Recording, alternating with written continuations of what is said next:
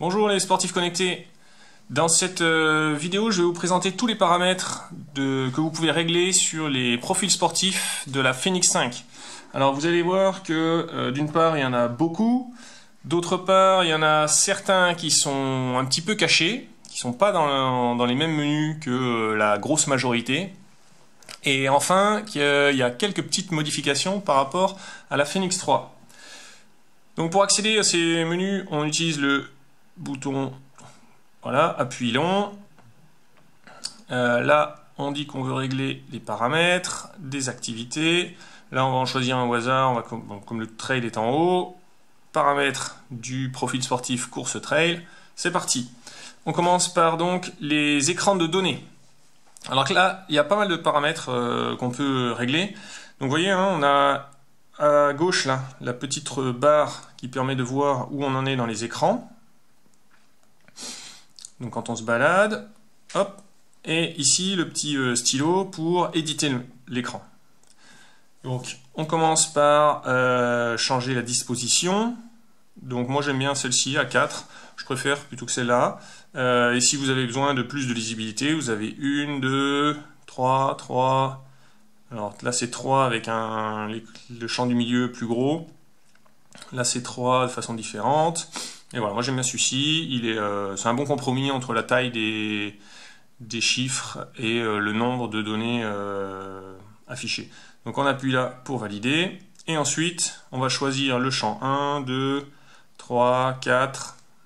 Et donc on peut choisir parmi des champs de chronomètre, distance, allure, vitesse, fréquence cardiaque, dynamique de course, cadence, température, altitude, boussole, navigation, autres. Et bon là, oxygène musculaire, il faut un capteur particulier.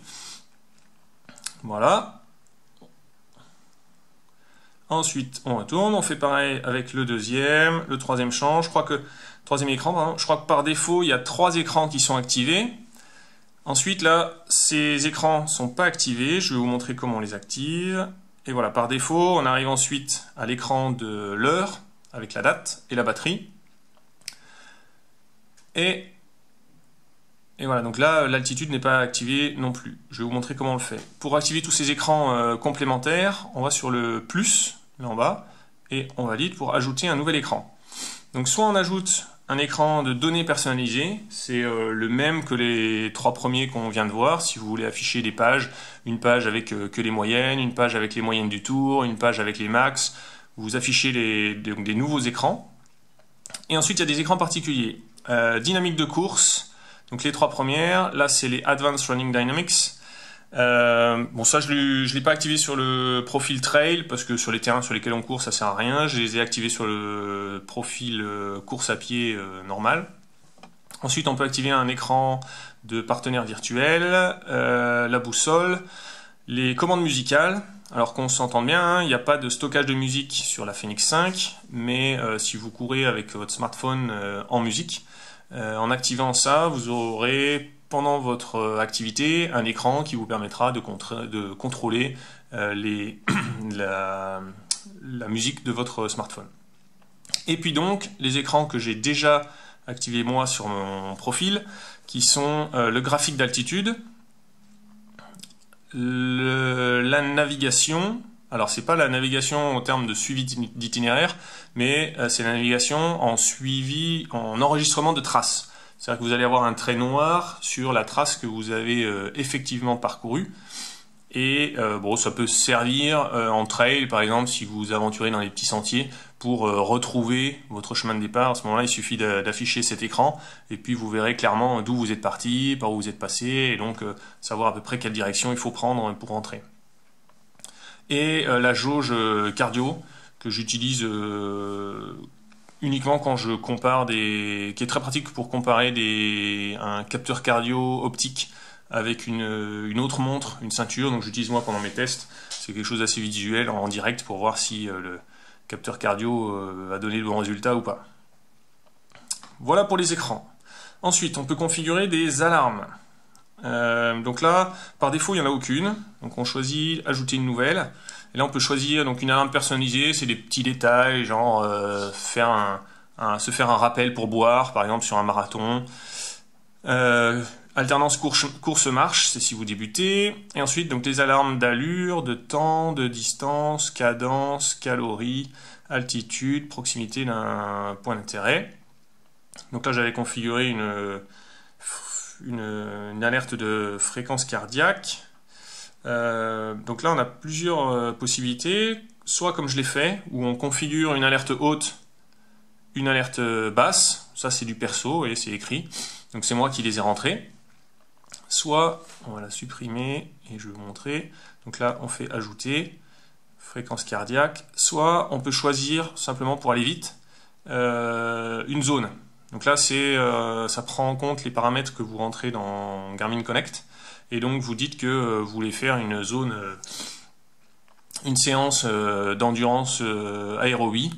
Hop, vous cliquez là-dessus. Et comme ça, vous avez votre alerte de zone 3 qui est activé. Donc dès que vous serez en dessous de 130, la montre vibrera. Dès que vous êtes au-dessus, 148, elle vibrera. Enfin, vibrera ou sonnera selon ce que vous aurez activé. On y viendra aussi. Après les alarmes, on passe au métronome. Donc le métronome, c'est quelque chose qui peut être utilisé pour travailler votre cadence. Si vous lisez le blog depuis un petit moment, je l'ai déjà dit plusieurs fois, la cadence biomécanique optimale pour l'économie d'énergie, c'est 180 pas par minute. Donc vous pouvez régler un métronome qui va battre à 180 battements par minute. Comme ça fait beaucoup et que c'est très énervant, vous pouvez régler, vous pouvez dire qu'il ne vous fait pas 180 bips par minute, mais vous pouvez régler, là par exemple j'ai mis un bip tous les 4 battements. Donc c'est-à-dire que je vais faire, mettons que je parte sur le pied gauche, ça va faire un bip, bip, et ainsi de suite. 4, bip. Ensuite vous choisissez si vous voulez le son ou le vibreur. Et bon là c'est pour faire un test. Ensuite, là. Après le métronome, on a le tour automatique.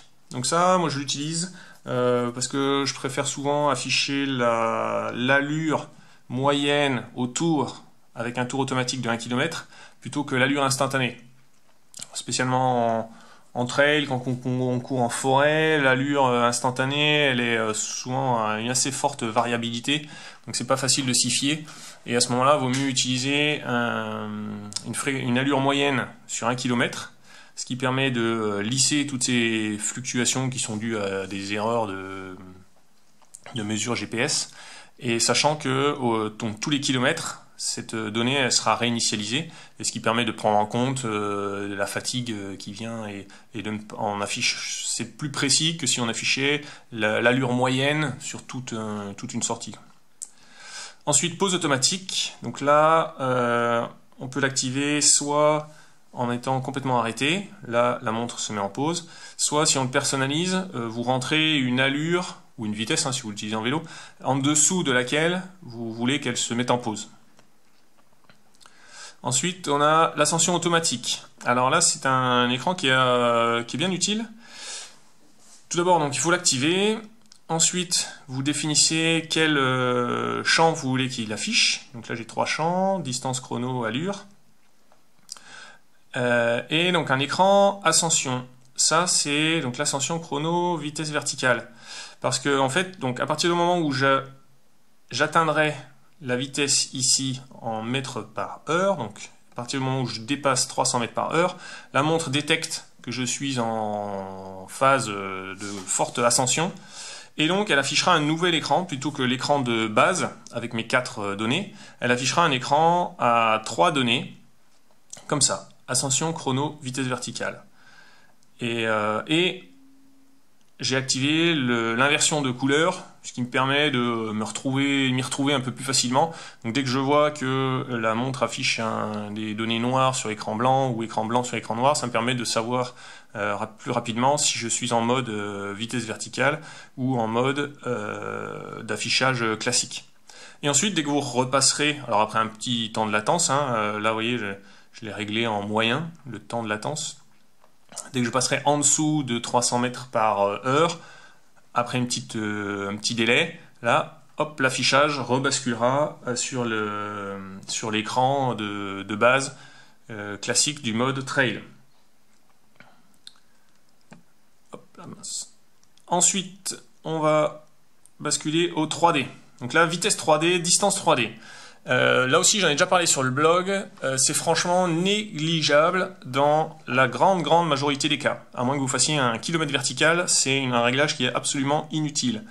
Si vous faites un Pythagore, donc un triangle, 1 km, 100 mètres de dénivelé, la distance 2D, c'est celle-ci, c'est donc 1 km. La distance 3D, c'est l'hypoténuse sur la pente.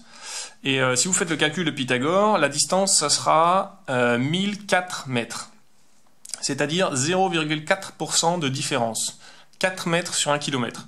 Donc ça sert à rien, ça va de l'activer pour la grande majorité des cas, parce que ça va ajouter des erreurs possibles, parce qu'il suffit que l'altimètre barométrique fasse une erreur et il va vous calculer une distance 3D fausse. Donc tout ce qui est distance 3D, vitesse 3D, à part de faire un kilomètre vertical, ça sert à rien de les activer. Donc là vous voyez même sur mon profil trail, j'ai désactivé ces deux paramètres.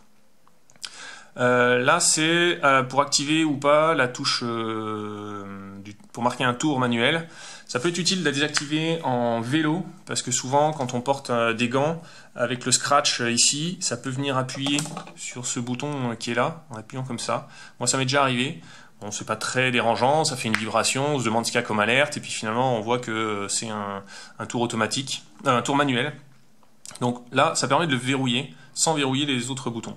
Défilement automatique, je ne l'utilise pas. Alerte de segment, ça c'est si vous utilisez les segments Strava, c'est pour être activé à alerter à l'approche d'un segment Strava. Et ensuite la petite subtilité, GPS. Donc on peut choisir le mode normal, GPS seul, GPS GLONASS, Ultra Track. Donc là c'est déjà pas mal. Ils ont fait une amélioration par rapport à la Phoenix 3, parce que sur la Phoenix 3 on avait ici le GPS, l'Ultra Track, et le GLONASS était ailleurs dans le menu.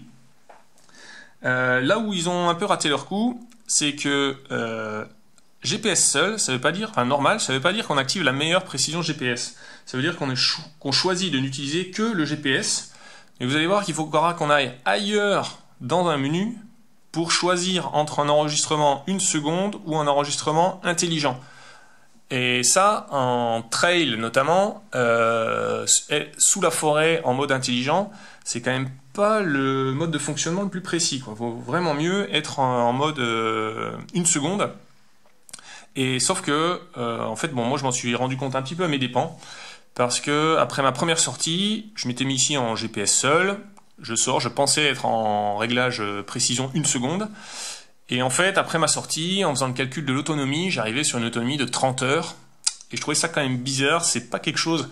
Il faut savoir que la Phoenix 5 était affichée à une autonomie de 24 heures, ce qui est déjà très bien. Mais Garmin nous a quand même rarement habitués à avoir des montres dont l'autonomie dépasse les spécifications. Donc quand je suis rentré et que j'ai vu une autonomie de calculer, si je projetais, à 30 heures, ça m'a semblé bizarre et je me suis dit qu'il fallait que je fouille un peu dans les réglages, qu'il y avait quelque chose qui n'était pas bien réglé. Et donc c'était ça, en fait j'étais en mode intelligent, qui permet d'économiser la batterie en faisant varier l'intervalle de relevé de position GPS entre grosso modo 1 seconde et 7-8 secondes. Donc quand vous allez tout droit, il va espacer les relevés GPS et quand vous tournez, il est censé rapprocher les données GPS. Bon, c'est moins précis quand même que le mode 1 seconde. Ensuite, bon, là c'est pour activité le passage en économie d'énergie, les couleurs, donc là choisir le courrier d'arrière-plan si vous voulez des écritures noires sur fond blanc ou blanc sur fond noir. Et la couleur de nuance, vous savez que sur les Phoenix et puis même toutes les dernières Forerunner, tous les profils course à pied ont plutôt les couleurs rouges, randonnée c'est vert, natation bleu, etc. On peut le renommer, restaurer les réglages par défaut. Voilà pour tous les paramètres de ce profil. Ensuite, au moment où vous avez lancé la configuration de la Phoenix 3, vous avez pu choisir une liste des favoris, et si jamais vous voulez retirer le trail des favoris, vous pouvez le faire ici. Vous pouvez réorganiser, si jamais vous ne voulez pas qu'il affiche en premier, mais vous préférez la natation en premier, vous pouvez changer d'ordre. Ensuite, ben voilà. Ensuite, il va falloir aller dans les... On revient donc un petit peu en arrière. Et là, on va venir régler les mesures physiologiques. Donc là, c'est d'autres réglages. Vous voyez, on n'est plus dans le profil trail. Là, c'est des réglages qui vont s'appliquer à tous les profils. Donc, c'est pour savoir si vous voulez faire une détection automatique des mesures physiologiques. Donc, moi, je l'ai réglé oui. Et vous pouvez choisir chacune. Est-ce que vous voulez qu'il détecte la fréquence max, le seuil lactique ou le seuil fonctionnel de puissance? Ensuite, est-ce que vous voulez que au bout de 5-6 minutes, il vous affiche les notifications les conditions de performance? Vous savez, il vous dit si vous êtes plutôt, au bout de 5-6 minutes, il vous dit si vous êtes plutôt plus en forme que d'habitude ou plutôt moins. Est-ce qu'il va détecter le nouveau VO2 max, le training effect et le temps de récupération? Donc ça, c'est pas mal. C'est des choses qu'on peut tous tout faire choisir un par un et enregistrer la variabilité de fréquence cardiaque. Ensuite, ce n'est pas fini. Tout en bas, c'est là que je vous dis que c'est bien caché, dans Système. Là, vous allez pouvoir... Alors en plus, c'est bien caché, parce que derrière la langue, l'heure, on ne pense pas qu'on peut trouver des réglages de profil sportif. Si, ici, vous allez pouvoir configurer les alertes sonores. Voilà. Donc là, est-ce que vous voulez pas d'alerte sonore, tout le temps les alertes sonores, ou que lors d'une activité? Vibration, idem. Ensuite, on passe le mode pas déranger. Menu de contrôle, ça c'est quand on appuie sur la touche en bas à droite ou longtemps en bas à gauche. Bon, c'est un raccourci qui est configuré par défaut. Vous savez, on a une espèce de menu en roue. Et ici, vous pouvez configurer ce que vous voulez voir affiché sur cette roue. Et sachant que vous pouvez l'afficher d'une pression longue sur ce bouton pendant une activité. Ensuite, on a donc le verrouillage automatique des boutons. Ça, c'est si vous faites par exemple un triathlon, je vous conseille de le faire, surtout au moment du départ de la natation. Les unités, parce que au départ, j'ai choisi configurer des unités métriques et sans que je sache trop pourquoi, l'altitude était restée en pieds. Donc si vous avez ce même problème, vous pouvez venir ici, c'est ici que vous allez régler ces petits soucis. Donc distance en kilomètres, l'allure vitesse, l'altitude en mètres. Voilà, c'est là que j'ai dû forcer le réglage d'altitude en mètres parce qu'il était resté en pieds, malgré le fait que j'avais choisi les unités métriques de kilomètres et heures. Voilà. Et ensuite, on continue de descendre. Voilà, c'est ici qu'il faut venir pour régler, et bon, ça je trouve que c'est pas très intelligent de Garmin. Ce serait même peut-être pas mal que pendant une mise à jour, il le change et le bascule dans le réglage de chaque mode, de chaque profil sportif. C'est ici qu'il faut que vous veniez pour régler la précision du GPS. Donc soit toutes les secondes, soit en mode intelligent. Vous voyez, c'est quand même pas le truc qu'on trouve au début. Moi, bon, j'ai reçu ma Phoenix 5, je l'ai chargé, j'ai même pas attendu jusqu'au complet, j'ai chargé jusqu'à 82%. Je suis parti courir avec et j'étais pas venu jusque là pour voir qu'il fallait choisir ici enregistrement toutes les secondes. Et après le dernier, c'est ici, c'est pour si vous voulez recharger votre montre en cours de course. Voilà, on a fait le tour. Cette fois, c'est tout. Restaurez les réglages par défaut si jamais vous en sortez pas du micmac et vous voulez repartir sur quelque chose par défaut. Et là, on a fait le tour de absolument tous les réglages des profils sportifs de la Phoenix 5. J'espère que ça vous sera utile, que vous avez pu capter des petites bribes d'infos que vous ne connaissiez pas jusqu'à maintenant.